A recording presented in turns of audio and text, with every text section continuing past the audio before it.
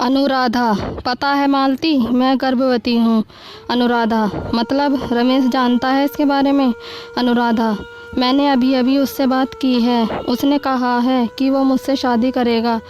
कितना अच्छा होगा, एक छोटा सा परिवार होगा हमारा। अनुराधा सपने सजाए जा रही थी, लेकिन उसकी सहेली मालती के मन में गुस्से का ज्वालामुखी फूट रहा था। मालती ने अनुराधा से दूर जाकर रमेश को कॉल किया। रमेश, बोलो डार्लिंग। मालती, मक्खन लगाना छोड़ो।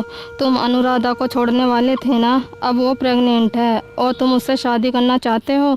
रमेश, ये अनुराधा भी ना सब कुछ तुम्हें बताती है। गुस्सा मत हो डार्लिंग, गलती से उसके पेट में मेरा बच्चा चला गया। मैं कुछ सोचता हूँ, लेकिन मालती और रमेश के इस संबंध के बारे में अनुराधा को कुछ भी नहीं पता था। वह अपने मन में खुश थी। उसे नहीं पता था कि वो दोनों उसके साथ क्या करने वाले थे। अनुराधा और रमेश का प्यार बहुत पुराना था। स्कूल से दोनों ही एक दूसरे को चाहते थे। अनुराधा, हम दोनों का एक घर होगा और हमारे 2 बच्चे होंगे।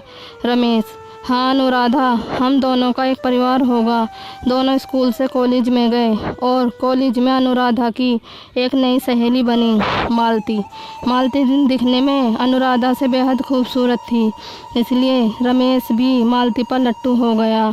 मालती भी रमेश को भाव देने लगी और ऐसे ही अनुराधा के पीठ पीछे दोनों मिलने लगे। मालती, रमेश, तुम मुझे चाहते हो या अनुराधा को? रमेश, तुम्हारे होते हुए उस बदसूरत अनुराधा को कौन चाहेगा? मैं उससे बहुत जल्द ब्रेकअप कर लूँगा, बस कॉलेज ख़त्म होने दो। मालती इंतज़ार करने लगी। वह अपनी सहेली को ही धोखा दे रही थी। कॉलेज ख़त्म हो गया और मालती ने ब्रेकअप के लिए प्रेशर देना शुरू कर दिया। एक दिन अनुराधा के घर में कोई नहीं था। रमेश ब्रेकअप करने के लिए वहाँ गया। रमेश, देखो अनुराधा, मुझे तुमसे कुछ कहना है। अनुराधा, वो सब बाद में कहना। पता है तुम्हें रमेश, आज तुम बहुत खूबसूरत लग रहे हो। यह बोलकर अनुराधा ने रमेश को गले से लगा लिया। रमेश कुछ कह नहीं पाया। अगले दिन अनुराधा को उल्टी हुई। तभी उसे पता चला कि वो माँ बनने वाली है। रमेश को यह बात पता चली तो उसने भी अनुराधा को शांत रखने के लिए कह दिया कि वह उससे शादी करेगा। यह सुनकर मालती गुस्सा हो गई। मालती, तुम तो अनुराधा से ब्रेकअप करने वाले थे ना, तो फिर ये क्या हुआ? रमेश, गलती हो गई, मैं गलती सुधार लूँगा। रमेश अनुराधा से छुटकारा पाने के लिए बहुत सी तरकीबें अपनाने लगा। अनुराधा से बातचीत भी बंद कर दी, लेकिन अनुराधा भी छोड़ने वालों में से नहीं थी। वो हर रोज़ रमेश के फ्लैट में आती उससे मिलने। ऐसे ही कुछ महीने बीत गए। अनुराधा का पेट फूलने लगा और वो भी रमेश को शादी के लिए कहने लगी। 8 महीने बीत गए। मालती गुस्सा हो गई। मालती, रमेश, अब कुछ करना ही होगा। रमेश ने एक प्लान बनाया। उसने अनुराधा को बुलाया और मालती के हाथ में चाकू देकर उसे दरवाजे के पीछे छुपा दिया। अनुराधा घर में घुसी और मालती ने पीछे से उसके शरीर में चाकू घोंप दिया। अनुराधा की मौत हो गई।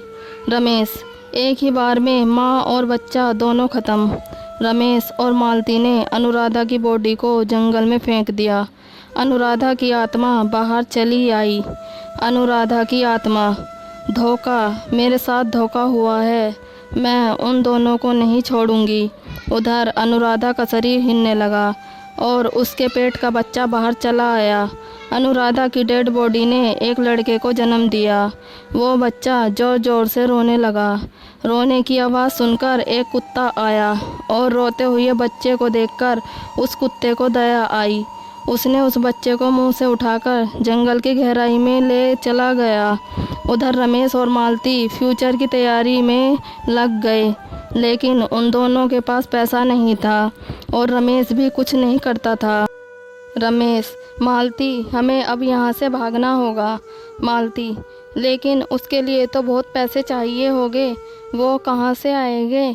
रमेश, हम बैंक लूटेंगे, बहुत पैसा मिलेगा और पैसा लेकर हम दूसरे राज्य में भाग जाएंगे और वहाँ शादी कर लेंगे। मालती को ये आइडिया पसंद आया और दोनों प्लान करने में लग गए। बैंक लूटना बच्चों का खेल नहीं है, इसलिए प्लान करने में ही दोनों को 1 साल लग गया।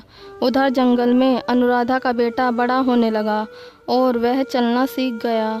उस कुत्ते के साथ उसकी अच्छी दोस्ती हो गई और अनुराधा की आत्मा रमेश पर नज़र रखने लगी। आखिरकार बैंक लूटने का दिन आ गया। दोनों मास्क पहनकर बैंक के पास गए। बैंक के दरवाजे पर 2 सिक्योरिटी गार्ड थे।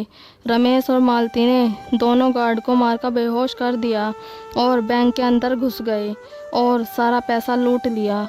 तभी बैंक के अंदर अलार्म बजने लगा। पुलिस स्टेशन में खबर पहुंच गई। पुलिस, अरे बैंक में डकैती हो रही है, अभी चलो। पुलिस निकल पड़ी। उधर रमेश और मालती पैसे लेकर गाड़ी में बैठकर भागने लगे। मालती, बहुत पैसा मिला है, अब तो मज़ा ही आ गया, अब पूरी ज़िंदगी आराम करूँगी। मालती बहुत खुश थी। उधर पुलिस बैंक में आई और तब तक दोनों भाग चुके थे। पुलिस, काश थोड़ा जल्दी आते। तभी वहाँ अनुराधा की आत्मा आई। अनुराधा की आत्मा, चिंता मत कीजिए सर, आपको वो दोनों डकैत मिल जाएंगे।